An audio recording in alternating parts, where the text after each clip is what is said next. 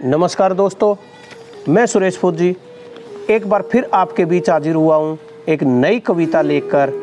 बंटवारा एक दर्द। ये कहानी उस माता पिता की है कि जो अपने बच्चों के लिए पूरा जीवन काम करता है और उनकी सुख सुविधाओं के लिए पूरा सामान पूरी जीवन भर इकट्ठा करता है। लेकिन एक वक्त ऐसा आता है कि जब उन बच्चों का बीच बंटवारा होता है और वो अपने माता पिता को उसके बारे में पूछते नहीं हैं और अपने माता पिता को वहाँ पर कोई स्थान नहीं मिलता है, तो उस माता पिता के ऊपर क्या गुजरती है वही दर्द आपके सामने बयान है। कविता का नाम है बंटवारा एक दर्द।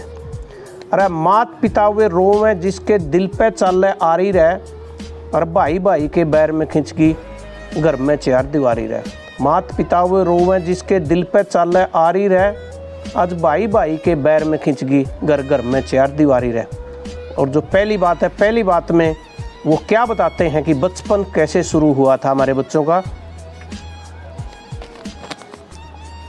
पैदा होने की खुशी ने हमने थाली खूब बजाई थी, और घर की बेटी बुआ दादी सब देन बधाई आई थी। पैदा होने की खुशी में हमने थाली खूब बजाई थी, घर की बेटी बुआ दादी सब देन बधाई आई थी। और माता मसानी सारी धोखी, हमने माता मसानी सारी धोखी, लाड करे थे भारी रह, और भाई भाई के बैर में खिंचगी आज घर में चार दीवारी रह। और मात पिता वो रोवें जिसके दिल पे चल आरी रह। दूसरी बात में वो क्या कहते हैं, जब बच्चे थोड़ा बड़े हुए, चीज़ बांट के खाया करते चले कड़े वो राज गए, और एक शोड़ में सोया करते आज दूर दूर क्यों भाज गए। अरे चीज़ बांट के खाया करते चले कड़े वो राज गए, और एक शोड़ में सोया करते आज दूर दूर क्यों भाज गए।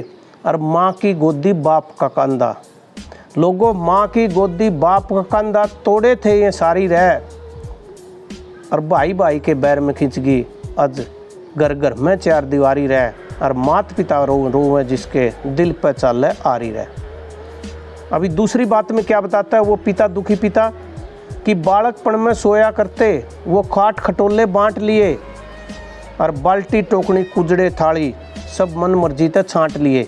यानी कि यहाँ पर माता पिता की पूछ नहीं की कि वो क्या देना चाहेंगे और क्या किसको देंगे, कि बालकपन में सोया करते वो खाट खटोले बांट लिए, और बाल्टी टोकनी कुजड़े थाली मन मर्जी तक छांट लिए। और माता पिता ने चिंता होगी। माता पिता को चिंता क्यों हुई? क्योंकि उनकी जो चारपाई थी ना वो भी बांटे में आ चुकी थी।